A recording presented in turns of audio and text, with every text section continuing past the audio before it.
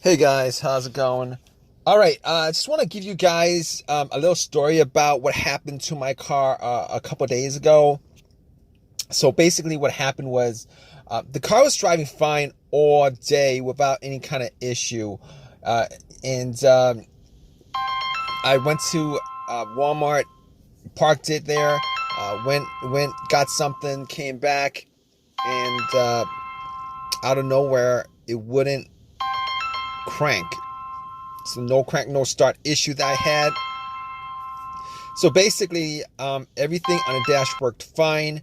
Everything in the car worked fine. There was absolutely no issues at all. The remote worked fine. Was able to get into the car. Radio was blasting. Radio was on. Everything. All right. So basically, I was thinking to myself, probably the battery was the issue. So what I did was I turned on the headlights, went out and checked out the beam, just to give me a gauge on how bright the headlights were. I could probably determine whether the battery was good or not. And the headlights were really bright. So right off the bat, I was thinking if they were that bright, I should at least get like a really slow crank if the battery was kind of low. Regardless, I had to check out where the battery was. I went and checked out where the battery was just to make sure that all the terminals were clean and they were tight. And I noticed that the terminals were a little bit corroded. There was some white bluish stuff on there. So what I did was I took out a bottle of Coke, poured it on the terminals, and was trying to clean it with some paper towels, and was able to clean it pretty good. Now the terminals weren't super tight. I was able to wiggle it out, but they were snug in there, so I knew that it probably wasn't the terminal being loose that was causing the issue. And then after I cleaned it up, popped it back on, and tried to start the car, it did the same thing. It wouldn't crank, it wouldn't start, but everything else seemed to be working all right. So at that point I was thinking to myself, all right, maybe it could be a weak ground wire. If you guys don't know what the where the ground wire is, the main ground wire is pretty much the negative terminal, and most of the time it connects to the frame of your car. So I checked it just to make sure there's no corrosion, that it wasn't split or anything like that. There was no issues with it. So what I did after that was I had a battery pack that I bought a couple of months ago, because I had the same situation where I swapped out the battery. I was hoping that it was the battery, even though I swapped it out, considering I could actually just swap it out, at Walmart.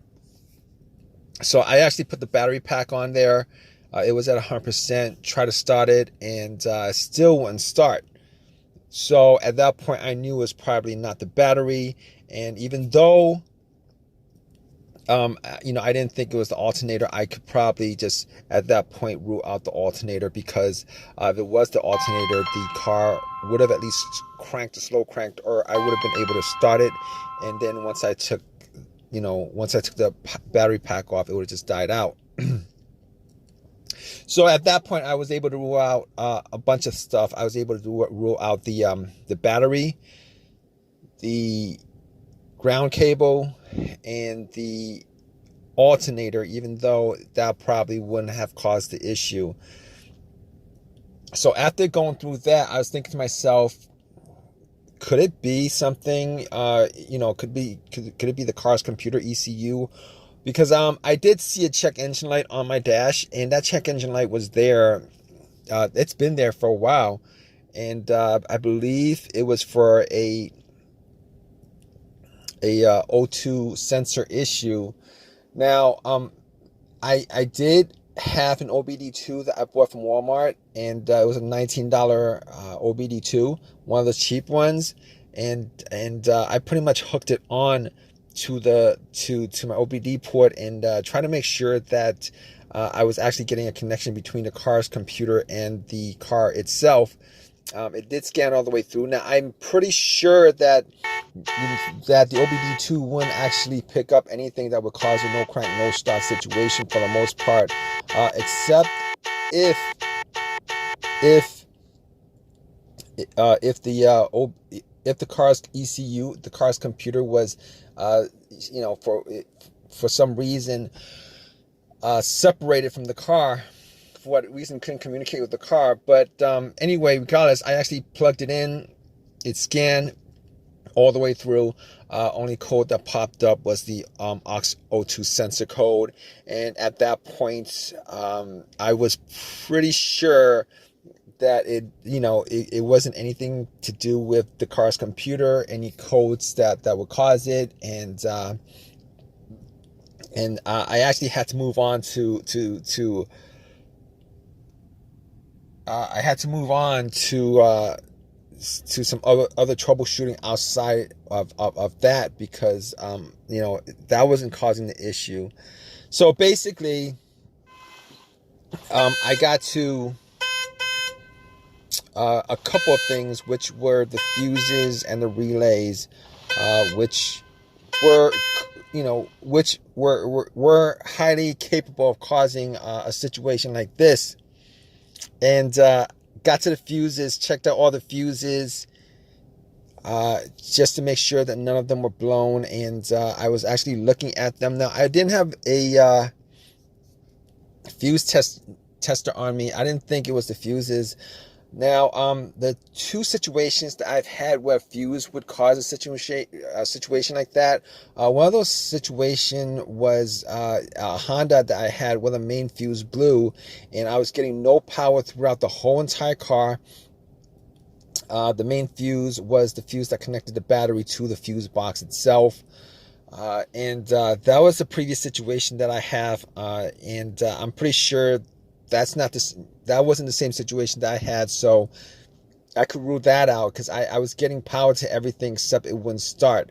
Now, the other situation I had pertaining to a fuse that caused a no start situation was actually a crank no start situation, and I think one of the fuses actually blew, and that fuse was connected to the ECU or the fuel pump.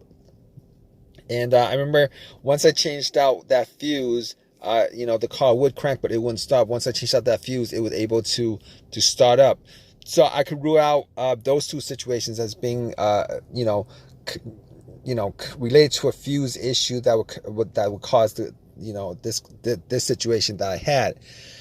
So, so basically, I could rule those things, the fuses out, and the fuses were pretty clean. I didn't smell any kind of burnt smell, and didn't see any kind of brownish, anything brownish, and a brownish appearance on top. So at that point, I was able to kind of rule out the fuses, not at 100%, but I was able to rule out the fuses for the most part. So basically, at that point, I had a situation where I was maybe, it could have been the relays or the starter. That's what the two situations that came up.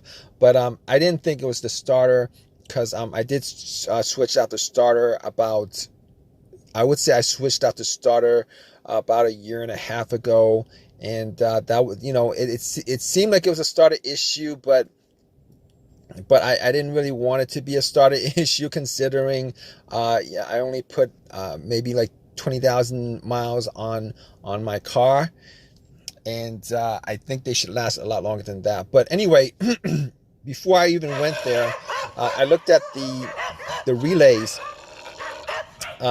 just to see whether they had issues or not.